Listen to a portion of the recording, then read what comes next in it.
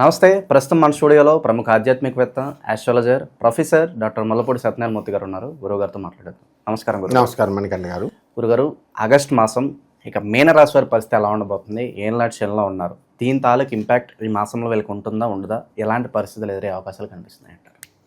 మీనరాశి వారికి ఈ ఆగస్టు నెల 2025 సంవత్సరం జాక్పాట్ సంవత్సరంగా, జాక్పాట్ నెలగా చెప్పాలి. జన్మంలో ఉన్నటువంటి శని ఉన్నప్పటికీ కూడా ప్రతి పని వెనక్కి లాగుతూ ఉంటే వీళ్ళు ముందుకెడుతూ ఉంటారు. అందువలన వ్యయస్థానంలో ఉన్నటువంటి రాహుగ్రహ ప్రభావం వలన అనేకమైనటువంటి టెన్షన్స్ వచ్చినప్పటికీ కూడా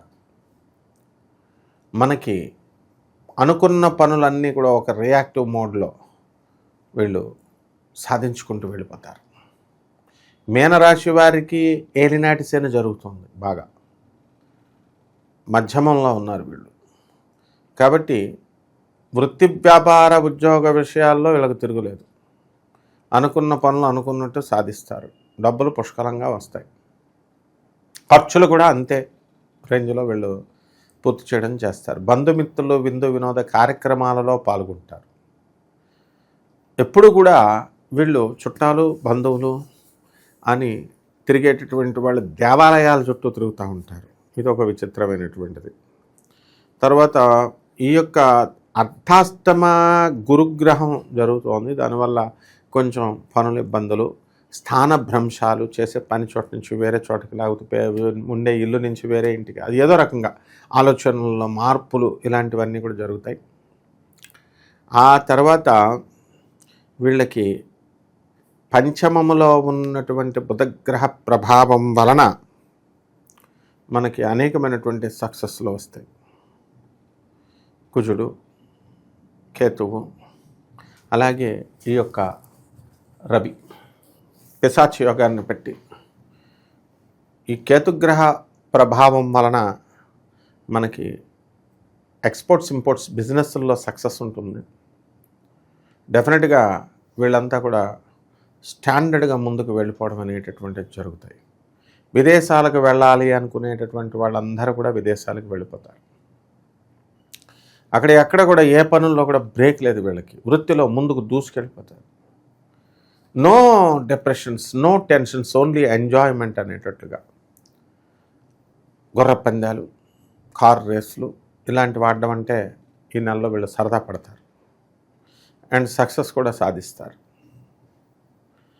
అండ్ వీళ్ళ వృత్తుల్లోకి వచ్చేసరికి మీడియా రంగం, సినిమా రంగం, ఎలక్ట్రానిక్ యుగం, electronic field, sales and services ఇలాంటివన్నీ కూడా. తర్వాత బట్టల షాపులు, ఎలక్ట్రికల్ షాపులు, ఒక్క ఐరన్ తప్ప మిగతా అన్ని రకాల వ్యాపారాలు బ్రహ్మాండంగా ఉంటాయి. లాస్ట్కి బార్బర్ షాప్ పెట్టుకున్నా సరే కోటీశ్వరుడు అయిపోవచ్చు. అయితే ఈ యొక్క లగ్నంలో ఉన్నటువంటి శనిగ్రహ ప్రభావం వలన ఎవరు ఏ పని చేస్తున్నా సరే స్లో మోషన్లో ఇవి జరుగుతూ ఉంటాయి. అనవసరంగా అవతల వాళ్ళని అపార్థం చేసుకోవడం, తెలుసుకోలేకపోవడం, ఇలాంటివన్నీ కూడా జరుగుతాయి. ధన నష్టం ఏమన్నా ఉంటుందంటారా? ధన నష్టం లేదు. ఇంతవరకు నష్టాలతో వచ్చినటువంటి వీళ్ళు ధన నష్టం లేదు, ముందుకెళ్తారు. ఏళ్ళనాటి శని ఇంపాక్ట్ అంతగా ఉండదంటారు. ఏలినాటి శని ఇంపాక్ట్ అనేది వీళ్ళంతా ఉత్తరాభాద్ర నక్షత్రం బ్యాచ్ అంతా కూడా ఇందులోకి వస్తారు కాబట్టి అంతగా ఉండదు వీళ్ళకి. విదేశాలకి వెళ్ళడానికి పెట్టుబడులు పెట్టి కూర్చున్నారు చాలామంది. సో అటువంటి వాళ్ళకి ఈ యొక్క సక్సెస్ అనేటటువంటిది వస్తుంది. పెట్టుబడి అనేటటువంటిది ఒక దేశానికి కాకపోతే ఇంకో దేశాన్ని పెట్టాలి మనం. పరీక్షల ఫీజులు కూడా లెక్కలేసుకుంటే ఎట్లా? కాబట్టి ట్రై డూ ఆర్ డై, ఆ విధంగా మనం ముందుకెళ్ళిపోవాలా. సో పెళ్ళిళ్ళు కానటువంటి వాళ్ళకి వివాహాలు అయిపోతాయి. స్థలాలు లేనటువంటి వాళ్ళకి స్థలాలు కొంటారు. ఇళ్ళు లేనటువంటి వాళ్ళు ఇళ్ళు కొంటారు. ఈ రకంగా అన్ని రకాల బిజినెస్లు కూడా అద్భుతంగా మీకు జరుగుతాయి. ఇక స్థలాల విషయంలో ఏమైనా జాగ్రత్తలు తీసుకోవాలంటే డాక్యుమెంట్స్ విషయంలో కానీ ఏదన్నా తప్పుడు ల్యాండ్ కొనుక్కునే వీళ్ళు నష్టపోయే పరిస్థితులు అని కనిపిస్తున్నాయి అంటారు. మనకి కుజుడు సింహరాశిలో ఉన్నాడు కాబట్టి ఎలాంటివన్నీ ఏం జరగవు. మన గౌరవ ముఖ్యమంత్రులు రేవంత్ రెడ్డి గారు మంచి కట్బాందీగా అన్నీ పెట్టారు. డబల్ రిజిస్ట్రేషన్ లేవు. ఒక్కొక్కరిని తోలు తీసుడే ఎవడైనా కబ్జాలు చేయాలనుకున్నా కూడా. కాబట్టి అలాంటివి ఏమీ లేవు. వీళ్ళకి వీళ్ళు అమ్మాలనుకునేటటువంటి సైట్ల యొక్క రేట్లు కూడా బాగా పెరుగుతాయి వీళ్ళకి. కాబట్టి ఇవన్నీ కూడా మనం దృష్టిలో పెట్టుకోవాలి చక్కగా. డాక్యుమెంట్స్ విషయంలో కూడా బుధుడు కర్కాటక రాశిలో ఉన్న కారణంగా కొన్ని జాగ్రత్తలు తీసుకోవాల్సిన అవసరం ఉన్నాయి. కానీ అది ఏమిటంటే కమ్యూనికేషన్ ప్రాబ్లం. అవతల వ్యక్తులతో, రిజిస్ట్రార్లతో, వీళ్ళతో, పార్టీలతో వీళ్ళు మాట్లాడేటటువంటి కమ్యూనికేషన్ జాగ్రత్తగా ఉండాలి. ఎలాగైతే ఇందులో బ్రోకర్లు ఉంటారు, వాళ్ళంతా కూడా ఈయన పేరు ఉంది, ఆయన పేరు ఉంది, ఈయన వాటా ఉంది, ఇలాగా మొత్తం ఒక 20 మంది మా లిస్టులో వేసుకుంటూ ఉంటారు. ఇక జరిగి చచ్చేది ఉండదన్నమాట ఎప్పుడు కూడా. ఆ విధంగా కాకుండా ప్రాక్టికల్గా చిన్న బిట్లని కనుక వీళ్ళు అమ్ముకున్నట్లయితే బ్రహ్మాండంగా వస్తుంది. వీళ్ళు అలా ఉండదన్నమాట. 100 ఎకరాలు, 20 ఎకరాలు, 10 ఎకరాలు పెద్దవి. ఒకటి 1000 కోట్లు డీలింగ్స్ చేస్తే అడుక్కోవడమే లాస్ట్కి. చాలామంది నా కళ్ళ ముందు అడుక్కునే వాళ్ళు అయిపోయారు. కాబట్టి అలాంటి పెద్ద బిజినెస్ల జోలికి వెళ్ళకూడదు. చిన్న రియల్ ఎస్టేట్ బిజినెస్లు ఇలా చేసుకుంటే చాలా బ్రహ్మాండంగా ఉంటుంది. ప్రస్తుతం ఉన్న గ్రహస్థితి బట్టి ఎలాంటి పరిహారాలు బాగా అవసరం అంటారు? అందులోనూ ఏలినాటి శనులు ఉన్నారు కాబట్టి శనికి సంబంధించి ఎలాంటి పరిహారాలు చేసుకుంటే బాగుంటుంది అంటారు? ఏలినాటి శని కాబట్టి శని జపం చేసుకోవాలి, శని స్తోత్రాలు చదవాలి. శనికి కిలోంపావు నల్ల నువ్వుల్ని, నల్లని వస్త్రాలను ఇచ్చి పేద బ్రాహ్మణులకి శనివారం నాడు ఉదయం 8 గంటలకు దానం చేసుకోవాలి. దశ మహావిద్యల్లో ఒకటైనటువంటి మహాకాళి అమ్మవారి యొక్క హోమాన్ని వీళ్ళ ఇళ్లలో జరిపించుకోవాలి. రావి చెట్టుని నీళ్లు పోసుకుంటూ రావి చెట్టు చుట్టూ ప్రదక్షిణాలు చేస్తూ ఓం శనేశ్వరాయ నమః అంటూ ప్రదక్షిణాలు చేసుకోవాలా.